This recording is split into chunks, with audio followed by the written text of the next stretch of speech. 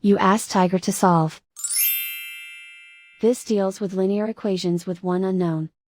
The final result is d equals 1 over 7. Let's solve it step by step. Swap sides. Group all d terms on the left side of the equation. Add 24d to both sides.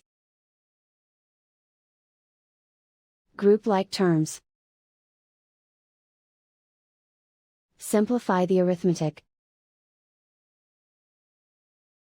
Group like terms. Simplify the arithmetic. Group all constants on the right side of the equation. Add 18 to both sides. Simplify the arithmetic.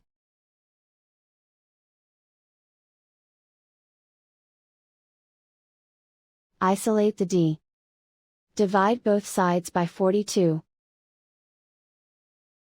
Simplify the fraction.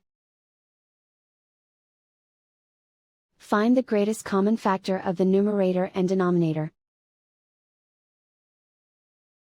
Factor out and cancel the greatest common factor.